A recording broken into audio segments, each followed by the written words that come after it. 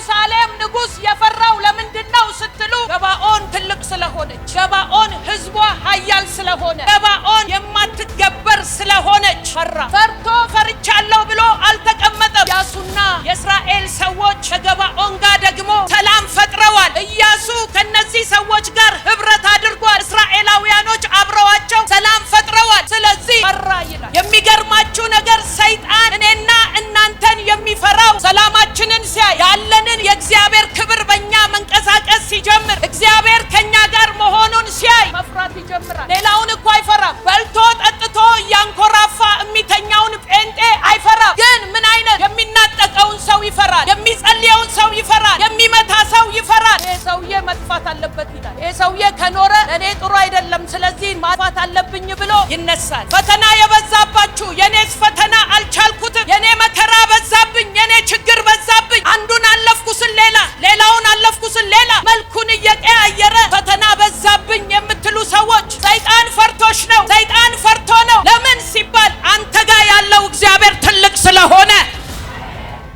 መጽሐፈ ኢያሱ ምዕራፍ 10 እንዲህም ሆነ የኢየሩሳሌም ንጉስ አዳቤቅ ኢያሱ ጋይን እንደያዘ ፈጽሞም እንዳጠፋት በኢያሪኮና በንጉሷ ያደረገውን እንዲሁም በጋይና በንጉሷ እንዳደረገ የገባኦን ልጆች ከእስራኤል ጋር ሰላም እንዳደረጉ በመካከላቸውም እንደሆኑ በሰማ ጊዜ ገባኦን ከመንግስታት ከተሞች እንደ አንዲቱ ታላቅ ከተማ ስለሆነች ከጋይም ስለበለጠች ሰዎቿም ሁሉ ኃያላን ስለነበሩ ምን አደረገ? እጅግ ፈራ። እዚህ ጋር የፈራው ማን ነው ስትሉ የኢየሩሳሌም ንጉስ አዳቤቅ የሚባል ንጉስ ምን አደረገ ይላል? ፈራ። የፈራው ምንድነው ስትሉ ገባኦን ከመንግስታት ከተሞች እንደ አንዲቱ ታላቅ ከተማ ስለሆነች፣ ገባኦን ትልቅ ከተማ ሆነች። ገባኦን ህዝቧ ኃያላን ሆኑ፣ ብርቶች ሆኑ፣ ተናጣቂ ሆኑ፣ የሚመቱ ሆኑ፣ የሚያስጥሉ ሆኑ። ደግሞ በዛን ዘመን ከነበሩት ነገስታት ታላቅ ሆነች ብሎ ፈራ። ይሄ የኢየሩሳሌም ንጉስ የፈራው ለምንድነው ስትሉ ገባኦን ትልቅ ስለሆነች፣ ገባኦን ህዝቧ ኃያል ስለሆነ፣ ገባኦን የማትገበር ስለሆነች ፈራ። ፈርቶ አላቆመም። ፈርቶ ፈርቻለሁ ብሎ አልተቀመጠም። ምን አደረገ ሲባል ኢያሱና የእስራኤል ሰዎች ከገባኦን ጋር ደግሞ ሰላም ፈጥረዋል፣ ሰላም አድርገዋል። ኢያሱ ከነዚህ ሰዎች ጋር ህብረት አድርጓል። እስራኤላውያኖች አብረዋቸው ሰላም ፈጥረዋል። ስለዚህ ፈራ ይላል።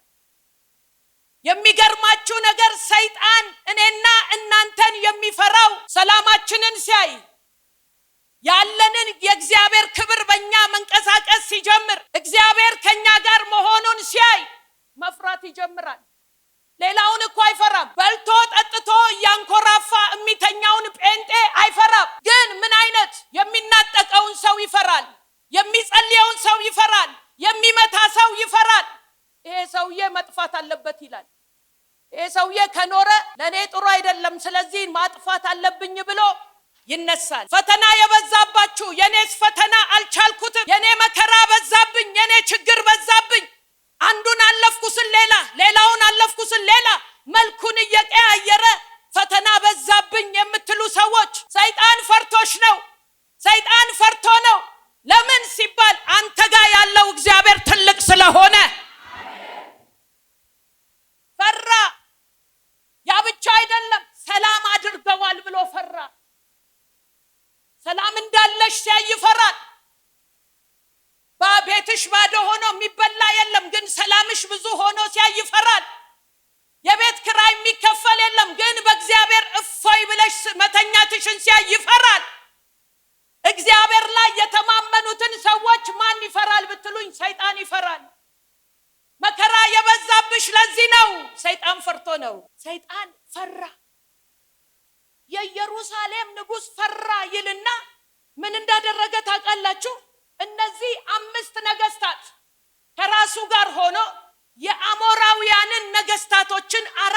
ነገስታትን ኑ አግዙኝ የእስራኤልን ህዝብና የገባኦንን ህዝብ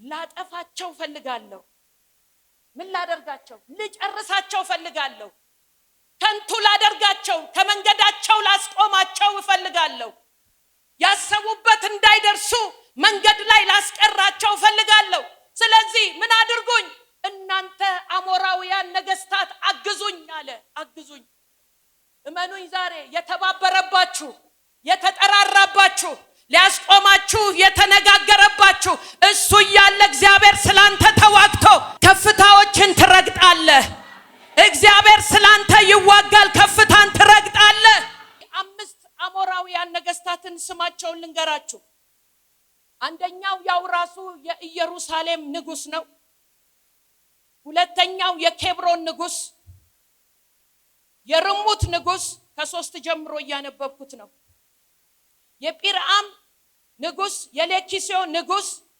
እንደገና የአዶላም ንጉስ ይላል እነዚህ 5ቱ ነገስታት ይላል ወደ እኔ ውጡ ኑ እፈልጋችኋለሁ ማንን እናጥፋ ገባኦንን ምን እናድርግ እናጥፋ ተሰባሰቡ አግዙኝ የሆነ አግዙኝ ተብሎ ስብሰባ የተቀመጡባችሁ ይኖሩ ይሆን እናጥፋት እናስወግዳት እንከልክላት አትበልጽግ አገልግሎቷ አይከናወን ህይወቷ የተበላሸ ይሁን ትዳሯ የተበላሸ ይሁን ብሎ የተሰባሰበ ሰራዊት ይኖር ይሆን እግዚአብሔር ዛሬ እንደዚህ ይላል አንቺ ዝምት ያለሽ እኔ ስላንቺ ይዋጋለሁ እግዚአብሔር ስላንተ ይዋጋል ኑ ውጡ አለ ስንት 5 ነገስታት ቁጥር 4 ከኢያሱና ከእስራኤል ልጆች ጋር ሰላም አድርገዋልና ገባኦንን ለመምታት ምን አድርጉኝ አግዙኝ ተጠራሩ ተሰባሰቡ ስንት ነገስታት 5 አግዙኝ ኑ ወደኔ ውጡ አለ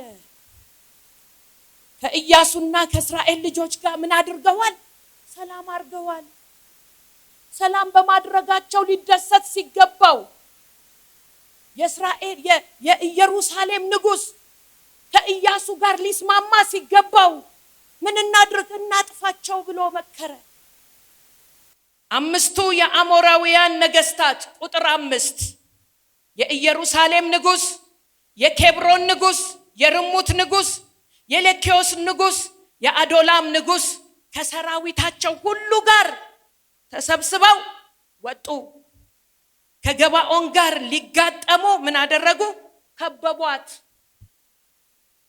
ምንም ባላደረገችበት ምን ሆነች ብለው ኃያል ሆነች ትልቅ ሆነች ጸፋች ሰይጣን ምንም አላደረጉም እነዚህ ሰዎች እኮ ሰላም ሆኑ እንደገና ኃያል ሆኑ እንደገና በለጡ ሲታዩ ምንድናቸው ተናጣቂ ናቸው ቁጥር 6 ላይ የገባኦን ሰዎች ኢያሱ ወደ ሰፈረበት ወደ ጌላ ልከው ባሪያዎችህን ለመርዳት እጅህን አትመልስ በተራራው አገር የሚኖሩ የአሞናውያን ነገስታት ሁሉ ተሰብስበውብናልና ፈጥነህ ወደ እኛ ውጣ አድነን እርዳን አሉት ኢያሱ ምን አይነት ሰው እንደሆነ የገባኦን ሰዎች ያውቃሉ ኢያሪኮን እንዴት አድርጎ እንዳፈረሰ ኢያሪኮን እንዴት አድርጎ እንደመታ ያውቃሉ ከኢያሱ ጋር ስውር የሆነ እጅ ሲንቀሳቀስ አይተዋል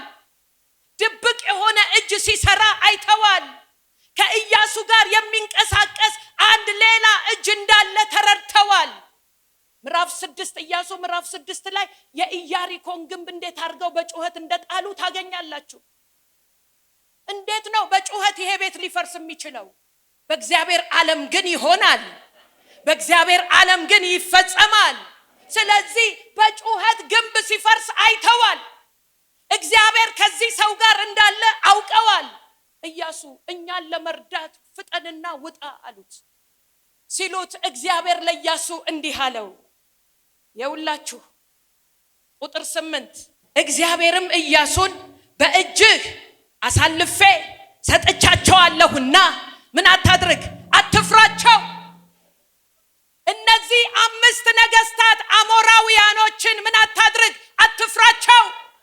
ምን አርጋለሁ? በእጅ አሳልፌ ሰጥቻቸዋለሁ።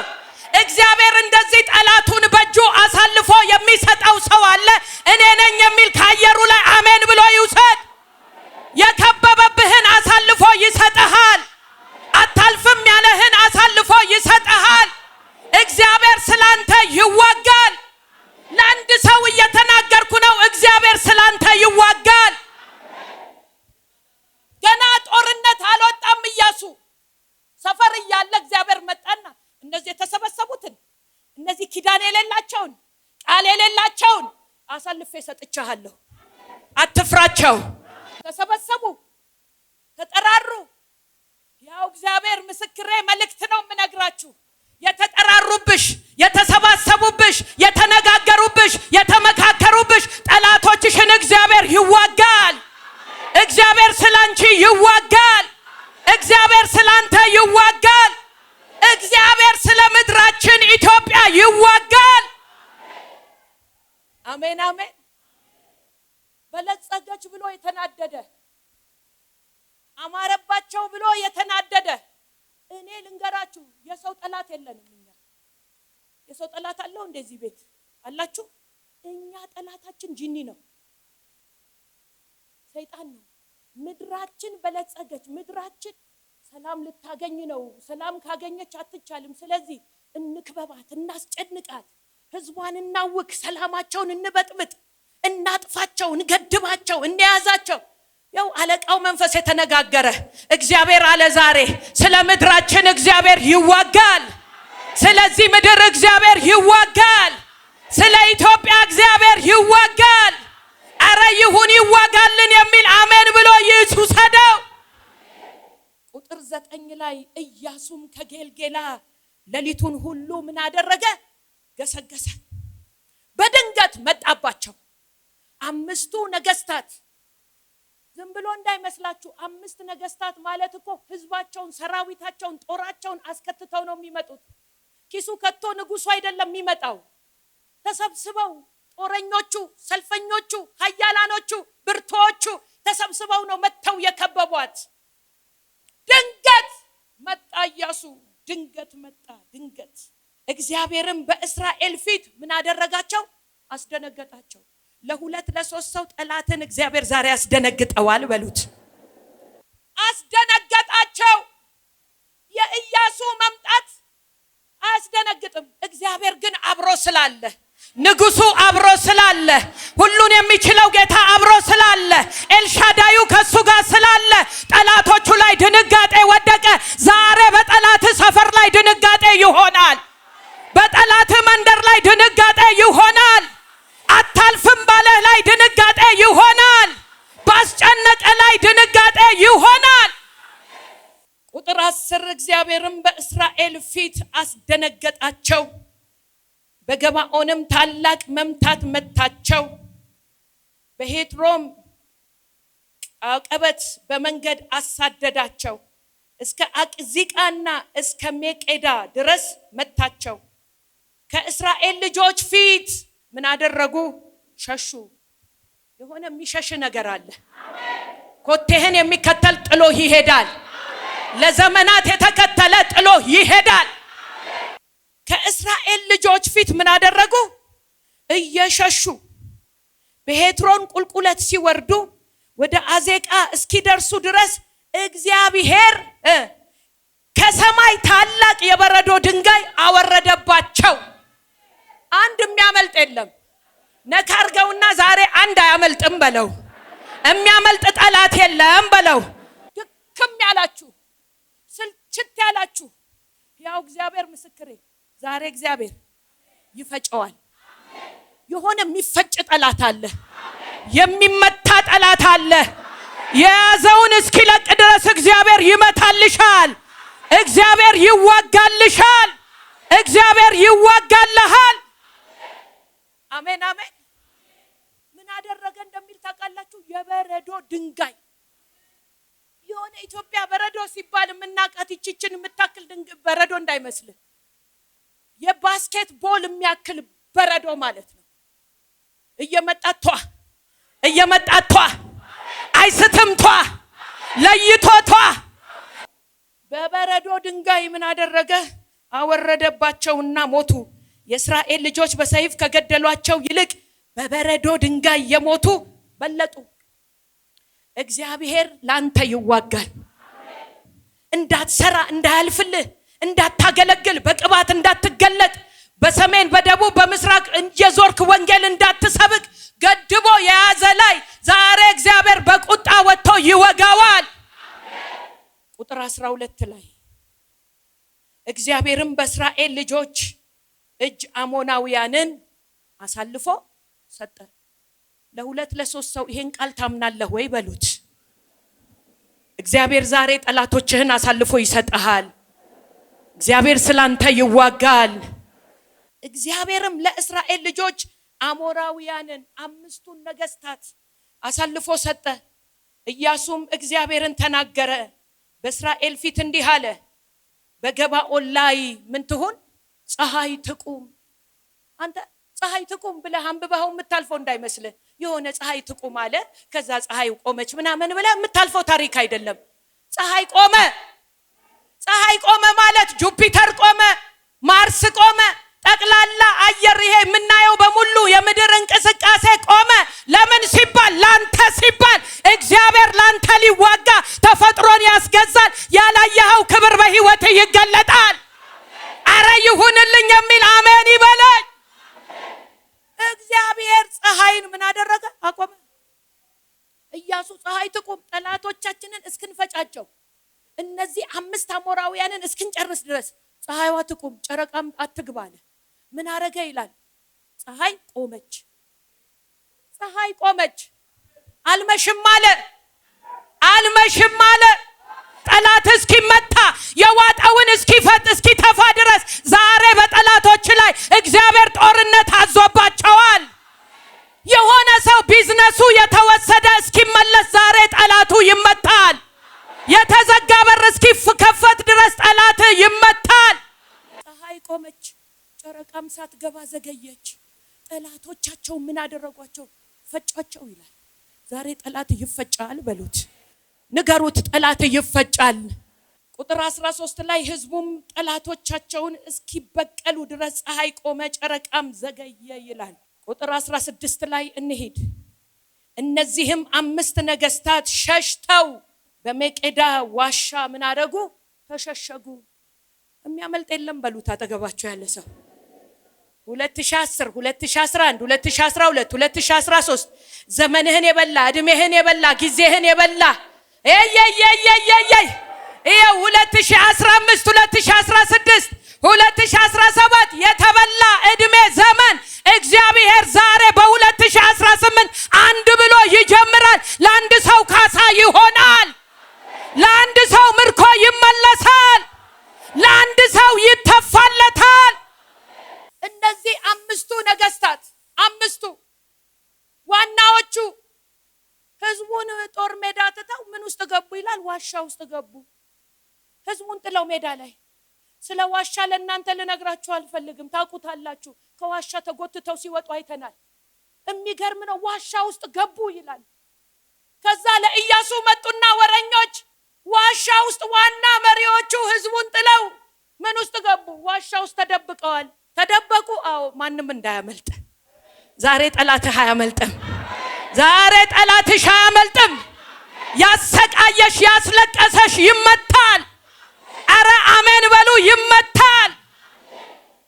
ያስለቀሰህ በር ዘግተህ እንድታለቅስ ያደረገ ያው እግዚአብሔር ምስክሬ፣ የማልኖርበትን አልሰብካችሁ። ያስለቀሳችሁ ዛሬ ይቀጣል። የብዙ ሰዎች ነገር መስመር መያዝ ይጀምራል። የብዙ ሰዎች ነገር መመለስ ይጀምራል። ጤንነታቸው የተወሰደ መመለስ ይጀምራል። ቢዝነሳቸው የተወሰደ መመለስ ይጀምራል። እነዚህ 5ቱ ነገስታት አንዳቸውም እንዳያመልጡ አለ ኢያሱ። ምን አድርጉ? ድንጋይ ዝጉባቸው። ዝጉባቸውና ጠብቁ፣ ማንም እንዳያመልጥ። እናንተ ግን በርቱ፣ እግዚአብሔር ጠላቶቻችሁን በእጃችሁ አሳልፎ ሰጥቷልና አንድም ሰው እንዳያመልጥ ምን አድርጓቸው? ጨርሷቸው አለ ኢያሱ። ከዛ እነሱም ምን አደረጓቸው ይላል? አሳደው ጨረሷቸው። መጨረሻ ላይ ኢያሱ ቁጭ አለና እንደዚህ አለ። ቁጥር 19 እናንተ ግን አትዘግዩ፣ ጠላቶቻችሁን አባሯቸው፣ በኋላቸው ያሉትን ግደሉ፣ አምላካችሁ እግዚአብሔር በእጃችሁ አሳልፎ ሰጥቷችኋልና ወደ ከተሞቻቸው እንዳይገቡ ከልክሏቸው አለ። ከዛ ቁጥር 22 ላይ ኢያሱም የዋሻውን አፍ ክፈቱ፣ እነዚህ 5 ነገስታትን ከዋሻ ወደኔ አምጧቸው አለ። እጃቸው ታስሮ እየተጎተቱ ከዋሻ ውስጥ አወጡና ወደ ኢያሱ አመጧቸው። ዛሬ ጠላት ይታሰራል፣ አንተ ትፈታለህ። ኢያሱም የዋሻውን አፍ ክፈቱ፣ እነዚህን 5 ነገስታት ከዋሻው ወደኔ አምጧቸው አለ። ቁጥር 23 እንዲህም አደረጉ። 5ቱን ነገስታት የኢየሩሳሌምን ንጉስ፣ የኬብሮን ንጉስ፣ የሩሙትን ንጉስ፣ የሌኬዎስን ንጉስ፣ የአዶላምን ንጉስ ከዋሻ ወደ እርሱ አመጧቸው። ተይዘው መጡ። ዛሬ ጠላት ይያዛል በሉት። እነዚህን ነገስታት ወደሱ ካመጡለት በኋላ እንደዚህ አለ ኢያሱ። ቁጥር 24 ላይ እነዚህ ነገስታት ወደ ኢያሱ ባመጧቸው ጊዜ ኢያሱ የእስራኤልን ሰዎች ሁሉ ጠራ። ይሄን መልእክት ቆሜ ነው የምሰማው የሚል አንድ ሰው በእግሮቹ ይቁም። ዛሬ እንዲህ ነው የሚሆነው። የው እየቀደመ የሚዘጋብ ዛሬ እግር ስር ይወድቃል። ካመንከኝ የው መንፈስ ዓለም ላይ የእግዚአብሔር አሰራር እጅ ላይ ይገባል። ጠላት ይወድቃል። እግር ስር ወድቆ ትረግጠዋለ። እንደዚህ ይላል። እነዚህን ነገስታት ወደ ኢያሱ ባመጧቸው ጊዜ ኢያሱ የእስራኤሎችን ሰዎች ሁሉ ጠራ። ከነርሱም ጋር የሄዱትን የሰልፈኞች አለቆችን ቅረቡ፣ በእነዚህ ነገስታት አንገት ላይ እግራችሁን አኑሩ። አለቆች፣ ኃያላኖች፣ የእስራኤል ቤቶች አሁን እንዲህ ነው የሚሆነው አለ። እነዚህን 5 ነገስታት በፊታቸው ደፏቸው፣ በፊታቸው ወደቁ።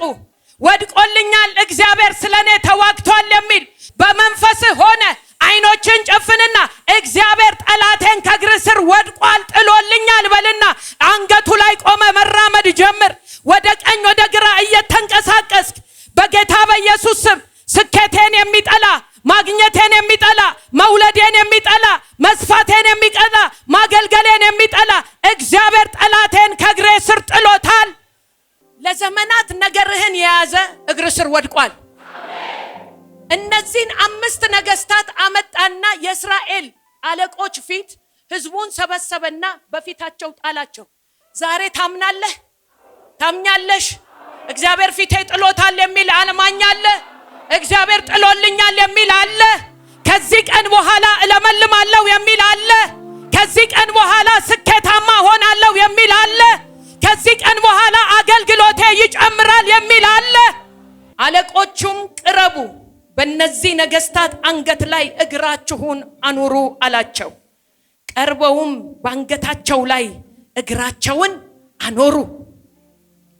በጠላትሽ ላይ፣ በጠላት ላይ እንደዚህ ይላል።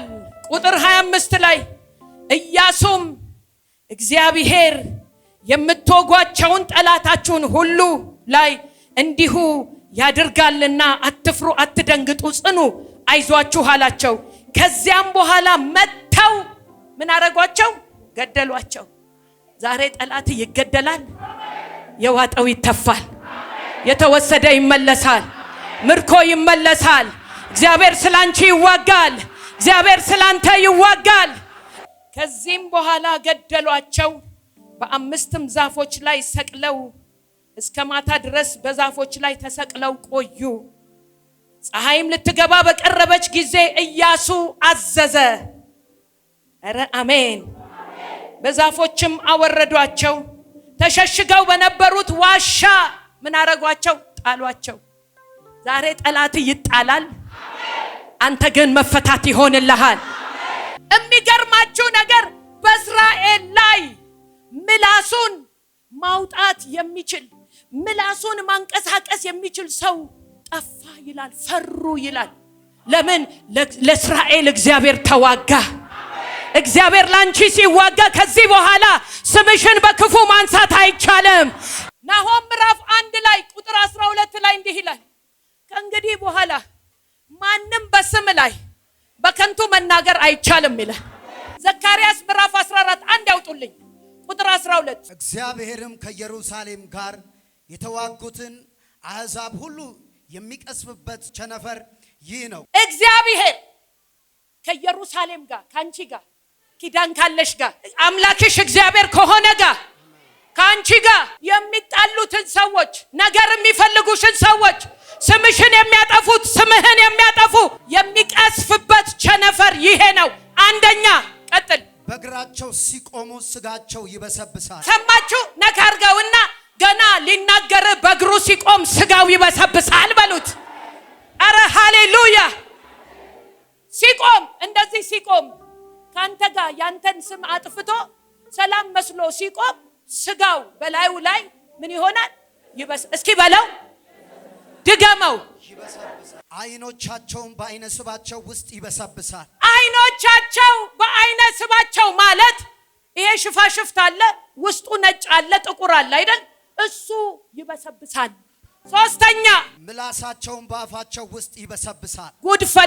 ጉድፈላ ምላሳቸው፣ ይሄ የሚያወሩበት ምላሳቸው በአፋቸው ውስጥ ምን ይሆናል? ጮክ በላ። በሶስት መቅሰፍት መተዋለሁ አለ። ቀልድ የለም ባንተ በሉት። አጠገባቸው ያለው ሰው እግዚአብሔር ባንተ ቀልድ አያውቅም በሉት። አረ ጨብጡትና ነቅነቅ አድርጋችሁ እግዚአብሔር ባንተ ቀልድ አያውቅም በሉት። እግዚአብሔር በእኔ ቀልድ አያውቅም የሚል ጩኸት ያለው፣ እልልታ ያለው፣ ክብር ያለው፣ ምስጋና ያለው ውይ አሜን አሜን። የሆነ ሰው ዛሬ ልብስ ከላዩ ላይ ይወልቅለታል። ቡቱቶ ያለበሰ ይወልቃል። መንገድህን የዘጋ ወደቀ። አዳዲስ ቪዲዮዎች ስንለቅ እንዲደርሶት የዩቲዩብ ቻናላችን ፓስተር ዘነበች ገሰሰን ላይክ፣ ሼር፣ ሰብስክራይብ በማድረግና እንዲሁም የደውል ምልክቱን በመጫን ሐሳብ አስተያየት ሲኖሮት በኮሜንት ሴክሽን ውስጥ በማስቀመጥ ቤተሰብ ይሁኑ። እናመሰግናለን።